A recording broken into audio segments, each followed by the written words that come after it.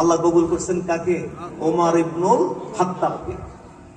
তিনি তরবারি নিয়ে বের হয়েছিলেন, আল্লাহ রসুলের দরবারে গিয়ে বলছেন যে বাইর হয়েছিল আপনার মাথা মরক 2 টুকরা করতে, এখন আমি আমার নিজের মাথা আপনার কদমে কুরবান দিলাম। সুবহানাল্লাহ। চিকিৎসা কারে কয়? কন্যা সুবহান। এইভাবে 1 জন 2 জন নয়, 100 লক্ষ সাহাবীকে তিনি চিকিৎসা দিয়ে পৃথিবীবাসীর জন্য মডেল বানিয়ে দিয়ে গেছেন। কিয়ামত পর্যন্ত যত মানুষ আসবে সবার জন্য নবীর সাহাবারা হলেন মডেল। ওমর যেদিন হিজরত করেছিলেন মক্কা থেকে, কোন লুকিয়ে হিজরত করেননি। অন্য সব সাহাবারা লুকিয়ে লুকিয়ে হিজরত করেছিলেন, কারণ ফরজ ছিল তো। হিজরত করা কি ছিল? ফরজ। মক্কা থেকে মুসলিমরা হিজরত করে চলে যেতে হবে। লুকিয়ে লুকিয়ে হিজরত করেছেন। কাফেররা চারিদিকে পাহারায় লিপ্ত থাকতো, কেউ যেন যেতে না পারে, এই জন্য গোপনে হিজরত করেছেন। কিন্তু ওমর যেদিন হিজরত করেছেন, প্রকাশ্য হিজরত করেছেন।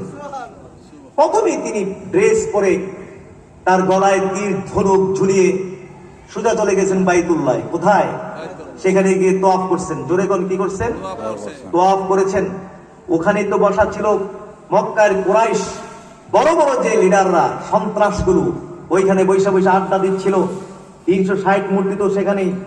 ওইখানে বসে মুসলমান ইসলাম ধ্বংস করার জন্য সমস্ত পরামর্শ হতো, চলতেছে, কঠিন মিটিং চলতেছে। এই অবস্থায় হযরত ওমর ডাইরেক্ট সেখানে গিয়ে তোয়াফ করলেন। প্রথমে বলেন না সুবহানাল্লাহ। তোয়াফ করে সমস্ত কাফের নেতাদেরকে লক্ষ্য করে তিনি বললেন যে শোনো, আমি খাত্তাবের পুত্র ওমর এই মুহূর্তে মক্কা থেকে হিজরত করে মদিনায় যাচ্ছি। যদি কেউ তার সন্তানকে এতিম করতে চায় সেজন্য আমার সামনে দাঁড়ায়, কেউ তার স্ত্রীকে বিধবা করতে চাইলে সেজন্য আমার সামনে দাঁড়ায়, কেউ যদি তার পিতামাতার বুক খালি করতে চায় সেজন্য আমার সামনে দাঁড়ায়। এই ডিক্লারেশন দিয়ে তিনি মক্কা থেকে রওনা করছে হিজরত। বলেন না সুবহানাল্লাহ। তাকায় রইছে, কিচ্ছু বলার কারো, দু শব্দ করার কারো কোনো সাহস নাই। এরকম একজন 100 লাখ, জোরে কোন কত?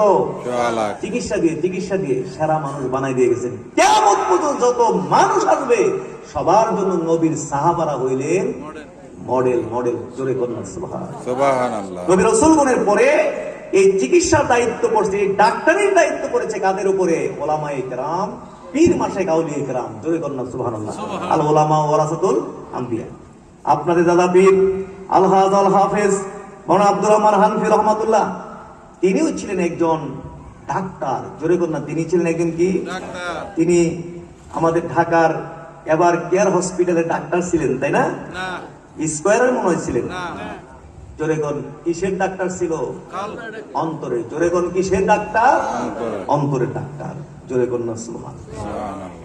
হাজরিন, সুতরাং আমাদের আত্মাকে পরিশুদ্ধ করতে হবে, এবং আত্মাকে পরিশুদ্ধ করতে হলে, সুস্থ করতে হলে, দেহ অসুস্থ হলে সুস্থ করার জন্য যেমন আমরা হাসপাতালে যাই, ঠিক এইভাবে আমাদের অন্তরে রোগ হলে এইগুলো সুস্থ করার জন্য আমাদের হাসপাতালে যেতে হবে। মানে হাক্কানি দরবারগুলোর সাথে আমাদের সম্পর্ক পরিমাণটাকে বাড়াইতে হইবে না কমাইতে হবে?